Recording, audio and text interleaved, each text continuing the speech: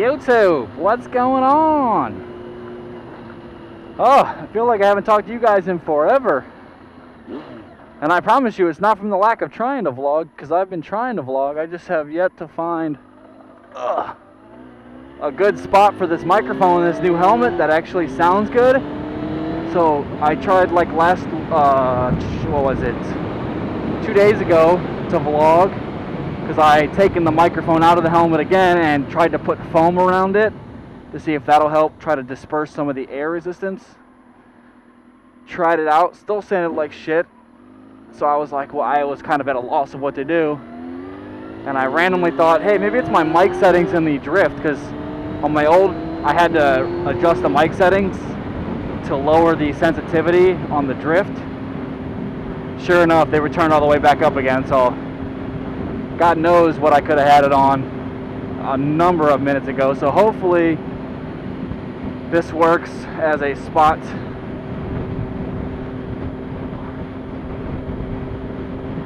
So, kind of wanted to talk about in this video, keeping maintenance up on your bike. And what do I mean by that, and you know, what is there to do? Like, if you're not experienced with bikes, you know, what can you do on a regular basis that I can tell you right now that I do not do enough of, that I'm going to really try to improve on? Because, I mean, I'll tell you firsthand how much better the bike has ran since I've gotten it maintained. So, my bike is a sport bike. It's a double R, race ready. It's got a lot of sport, yeah, I'm not even sure that's a word, sport type modifications to it to increase the handling, increase things, increase speed, power, suspension, etc. Now, it's 98, so the technology back in 98 is not nearly what it is today, but that doesn't mean that this bike is substantially slower or worse than the bikes they are now. But I'll tell you, going from the SV650 to this bike, I was like, man, when I bought the bike, the tires were shot. I mean, the cords were showing, but I had to ride it home. So I really just kind of babied it on my way home. And it was a new bike, so I wasn't too familiar with it, so I never really got to push it. And then once I got it home, I bought new tires, got them installed, etc. Now, my problem is I didn't double check the work done by a professional installer. I'm not sure if they're professional or not. I looked up some of the reviews and there were some mixed reviews. So anyway, I didn't double check it. So I assumed that the tire pressure that I had, for example, was accurate. Because of that, it felt like the bike was always heavy. I don't know if it's easy to explain what I mean by heavy. Is it like I really had to force the counter steer to get into corners.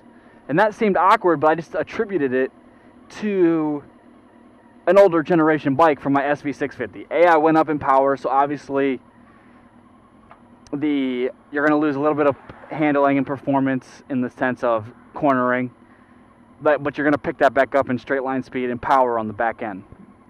So I just assumed, you know, because it's an older generation bike, the bike wasn't going to handle as well.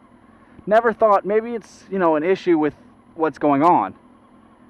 So on Friday, which by the way today is Monday, and I tried to vlog this on Saturday, but like I said, the mic position just wasn't set properly, so I'm not sure how good of a video it was going to be, and it just turned out to be shit. So I didn't want to release that to you guys. So I'm just going to redo this vlog here for you. So on Saturday, or I'm sorry, Friday. No, it was Saturday. Yeah, it was Saturday night. I had a golf outing, and after the golf outing, I text my friend who I met from Ohio Riders, which I've been meeting a lot of guys to ride with, which is kind of cool. I texted him because he was on Sunday we were gonna take the bike over there and have him clean out the carburetor, because I figured it needs to be done, at least checked into, etc. So I had him look into the carburetor, and we were gonna do that Sunday. But when I looked at the weather, it was supposed to be gorgeous on Sunday. So I was like, hey man, I just got done with this golf outing. Can I just bring it over tonight and we just knock it out tonight, because I want to be able to ride tomorrow because it's Sunday. And he was super cool with that, because he was like, yeah man, it's beautiful outside, I wanted to be able to get out and ride. I was like, yeah, me too. So he was cool with me bringing it over there. So we kind of went through the bike. We pulled the gas tank off. I will include a picture of what the bike looked without nothing on it.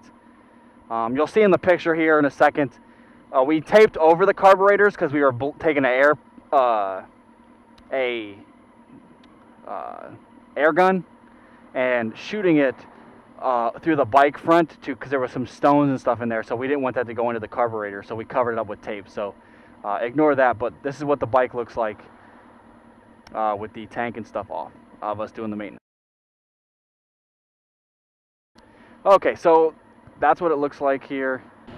So we had the bike tank taken off. We pulled off the air filter because it's a K&N filter, which is reusable. It's one of the higher performance filters that you can get. So we took that off. I cleaned it out. We took some cleaners to it, cleaned it out so it was nice and white. Added some new K&M oil on top of it. Replaced all the spark plugs. Checked the oil levels. But what we still did not do was we still did not check tire pressure. You know, I never thought to do it. Like, I know you're supposed to. Just I had gotten the tires replaced, and it's honestly been some time since I've gotten the tires replaced. So we figured, you know what? We weren't going to clean the carburetor out because we wanted to see if by fixing this dirty air filter, replacing the plugs, if that would solve the problem. Because cleaning the carburetor was going to be a much bigger job. And then we also sync the carbs up. So if you don't know, the carbs are all supposed to fire evenly throughout the entire the rev range.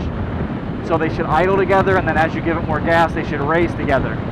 So what happens sometimes is the bike will idle funny because the carbs aren't in line with each other. So we ran a test on that to make sure they were all adjusted properly as well. And everything seems to be good. Everything seemed to be working just fine.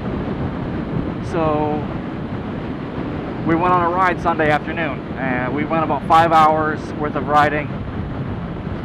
That's when I tried to vlog, but my camera died and the audio was crap. So I didn't have time to charge it and try to do another vlog, so I figured I'd just do one today. So we go on this ride, right? And then I realize, hey, it's still not quite, it's still doing the same thing it was doing. And what it's doing, if you guys were curious, is when I'm in 6th gear at 4,800 RPMs, which is about 82 miles an hour, if I gas it, it doesn't feel the response like if I gassed it right now. Like you feel the front end get light when I gas it now. You don't feel that at that range. And then if I gas it beyond to about 5,200 and then let off the accelerator, as it comes back through that same range, it feels like there's added like vibrations. So I wasn't sure. I mean, I don't feel that anywhere. Like right now, I just off the throttle. I don't feel added. Like I feel the normal compression braking, but there was something extra, and I couldn't put a word onto what it was. So it was hard to explain to him what it was doing. So I was like, "Hey, man, just why don't you take it out after we've been riding for a little bit of time and see what it's doing. See if you can tell what it's doing." And he goes, "Okay." So when he comes back, the first thing he says, he's like, "Hey, man, if you might want to check your tire pressure because it feels like the front's a little heavy." And I was like, "Okay." And when I checked it, you're supposed to have, I think the bike is spec'd for 3642, but everyone recommended 3640 in the back. And when I checked it, my front was at like 26, which is really low. It's 10 pounds low, about 33% low if you think about it. And then my back was at like 34. So they were both substantially underpressurized, underinflated. So we had gone through a pretty big section of twisties, and I felt like I was, you know, hauling pretty good. Dude, I pumped the air pressure up in the tires. This bike feels like it handles 600 times better. Holy, I mean, it just doesn't take anything to counter steer anymore. So just keep up on the maintenance of the bike. Check your tire pressure, check your oil levels. So yeah, check your stuff, man. It doesn't matter how new your bike is. If you don't know how to do it, check YouTube. YouTube is a great mechanic. I mean, there's tons of videos out there for a lot of different things. Sometimes you got to take it to a shop and eat the cost. But yeah, check the things that you know how to do. The basics, like checking your air filter. Excuse me. Replacing it to a K&N if you can, because it's a better air filter and it's reusable, so you don't have to buy new ones every time. You'll have to buy some of this K&N oil, which is what actually traps the dust particles. But the whole filter itself, you can actually just wash. And then the oil is actually what catches all the debris. So you'll have to buy some oil, but I'm sure a can of oil would last you a long time. So now, what I've realized now is what I have to do is I need to oil my chain again, because it's been a little bit of time before I've done that. So I got to do that. I got to get some new chain oil, which I've got a recommendation from Brian, who, special shout out to you, man. Dude, you don't believe how much help you were this weekend and how much better the bike has ran since your help. But I don't know if you can see it, but I'm going to take this off. My brake fluid on the front is brown, so I need to bleed my front brake caliper. I think the back one looked good when we looked at it, so I got to do that. What else do I got to do still? We are actually going to because the problem wasn't solved with the 4,800 RPM issue, I'm buying a jet kit. We're going to replace all the O-rings.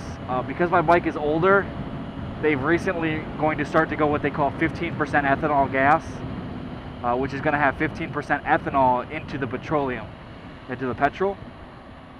And what that means is, if your bike is older, the O-rings in your bike aren't designed for the increased ethanol.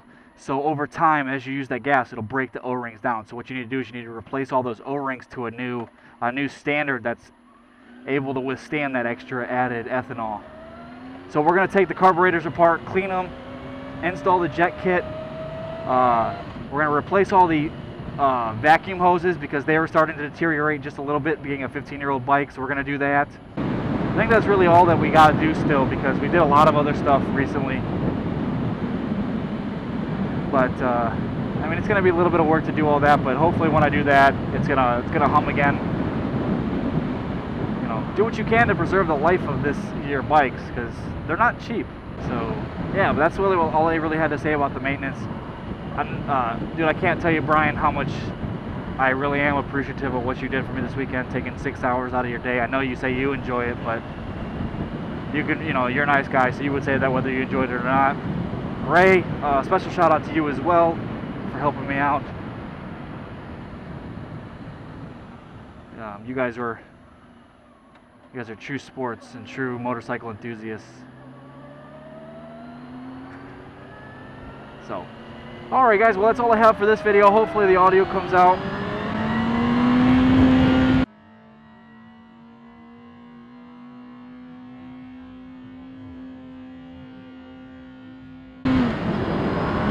Holy shit, I almost died from that fucking bird. Alright guys, without dying by seagulls, we'll see you guys on the next video. Thanks for watching as always. Brian, another shout out to you. Ray, another shout out to you. Alright, we'll see you guys on the next video. Keep that knee dragging, ride safe guys. People out there that wanna see you tomorrow. Bye!